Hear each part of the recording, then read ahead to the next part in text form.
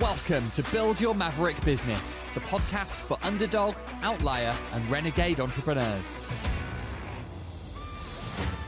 If you dream of going off on your own and launching your rebel empire, but don't know where to start, you're in the right place. We'll teach you how to use mindset, branding, and practical advice to build a killer business and transform your world. And now, here's your host, Alex Pitt.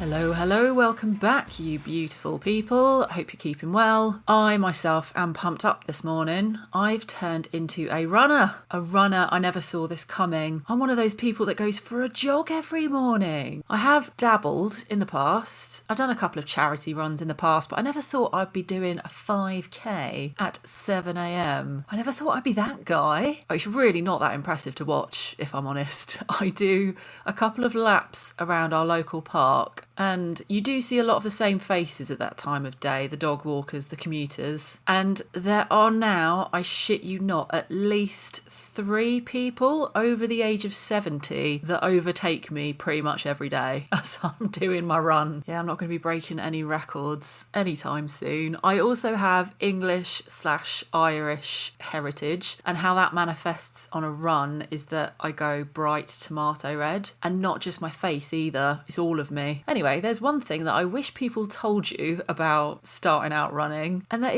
it fucking sucks for a while, then it's really good, then it's euphoric. Like the first few weeks that I was doing my little couch to 5k progression, I wanted to throw up the whole time. I thought I was going to as well. I couldn't breathe, everything hurt. I thought, who in God's name is spreading bullshit about this runner's high, in inverted commas? I feel awful, what a load of wank. Then all of a sudden, one day, you get halfway through your route and it feels incredible, and you're all happy and you're thinking, yeah, all right, fair enough, dickheads, I get it now. And the reason I started running in the first place is because, pretty simple, I just wanted to feel better in myself. I wanted to feel fit, to be able to chase my little 3-year-old niece around the garden without thinking I was going to die. Running a 5k as a goal, as something I was working towards, it felt like a brilliant thing to do because there were tangible benefits. I'd be able to see those benefits in my life.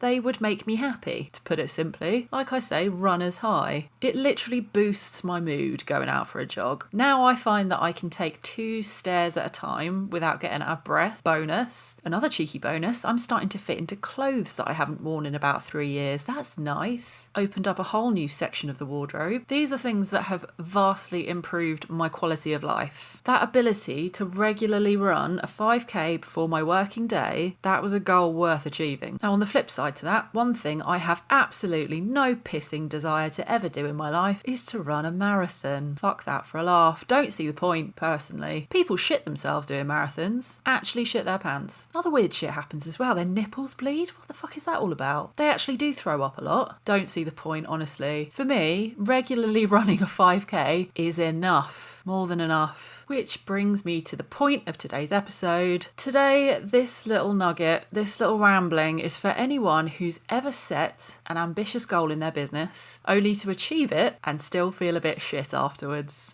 Or maybe not even shit, just maybe really massive anticlimax. That thing you've poured your heart and soul into, that you spent weeks or months working towards, has finally come to fruition and you feel largely unbothered by your own achievements. It happens to the best of us, pals. So the inspiration for this episode, it wasn't actually something that had happened to me recently, but it was from an article that I was reading, which made me so sad. As sad as one can be when you're reading an article about a multi-millionaire who's having a bad day. Stick with me.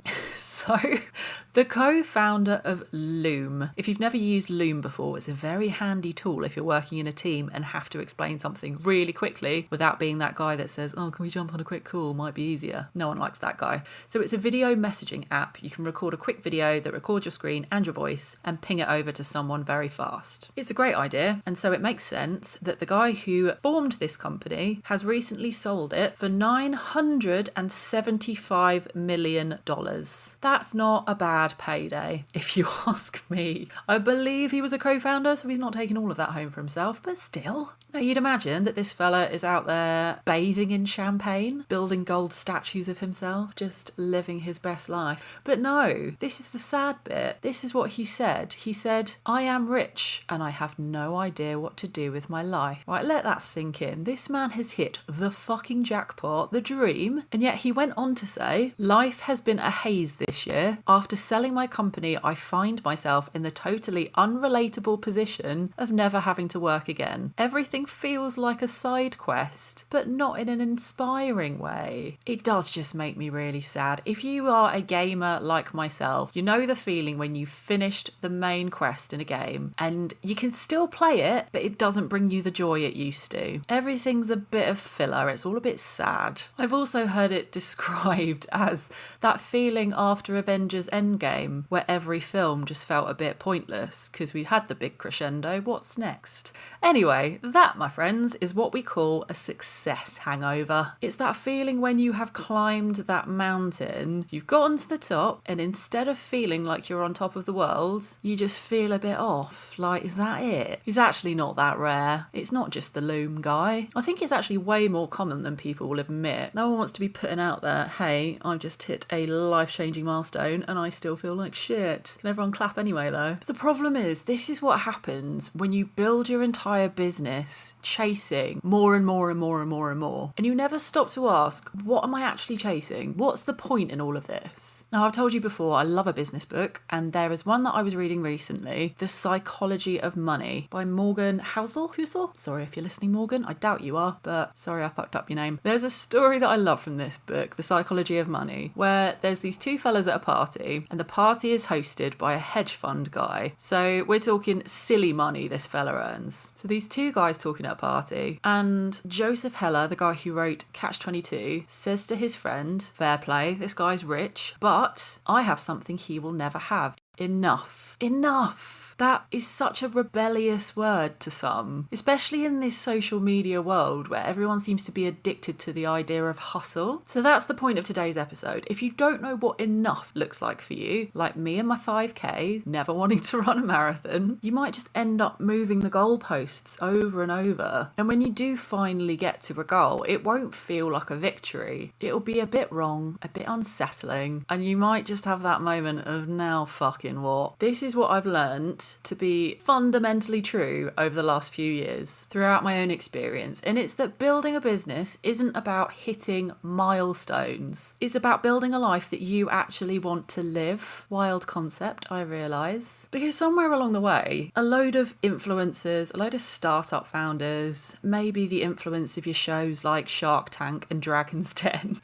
all of these people convinced us that success only counts if it's massive, if it's scalable, if you're ready to exit and take millions home, bro-coded, venture capitalist-backed kind of levels of business. But if that turns you into some stressed-out zombie that has to be on Slack at 2 a.m, what is the point? So what if we were to look at it in another way, all right? Forget the exit strategy, forget chasing investment, forget all of these things. Just ask yourself this very simple question. What do you want your average Tuesday to look like? How simple is that? What do you want your average Tuesday to look like? Because that's where you're going to find some real gold, my darlings. Do you want to be working 4 hours a day from your kitchen table in your Batman pajamas? Highly recommend that one. Do you want to be able to go for a walk at 2 p.m. without asking somebody's permission or having to buy one of those little mouse wiggler things to make it look like you're online? Do you want to build something small and satisfying that pays the bills, feeds your happiness, and gives you space to live your life? Something that lets you go for a 5k run in the morning without having to worry about commuting or being back at your desk by 8 o'clock for the all hands. I don't know. Whatever it is, that's not about building a business, not on its own. It's about building a lifestyle. Do you remember that old Hard-Fi song? I am showing my age a little bit here. There's a song by Hard-Fi in the noughties called Living for the Weekend, and it was always a little bit sad sad to think about because it was so bleak but also very common.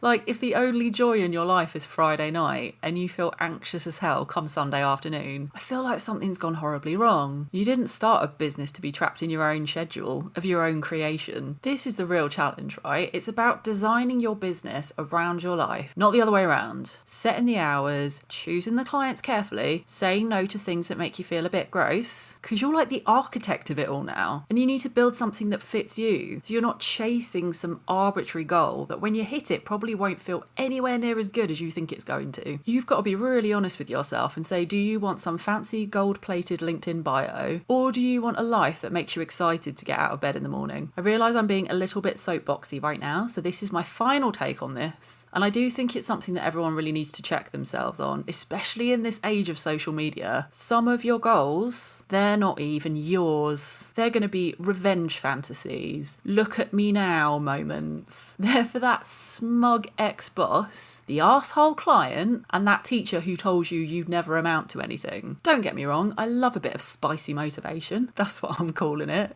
Petty rage can be a powerful fuel. But there again is the problem. When you finally get what you think that you wanted, there's not going to be a bloody parade for you, darling. I wish there could be. No one is going to track down that knobhead who doubted you and wheel them out to publicly apologise. That person you built your whole empire to impress, they're probably too busy scrolling looking at fucking cat videos and TikToks to notice what you're up to. And that's where your resentment can sneak in. That's how you end up at that mountaintop and feel nothing but bitter disappointment. Because if your goals were built on proving people wrong instead of making you happy and proving yourself right, the high never really hits. It never really gets there because it's performative, it's not yours. So for a final bit of uncomfortable reflection, ask yourself 3 questions. Number 1, do I actually want this thing? Number 2, do I just want to be seen getting it?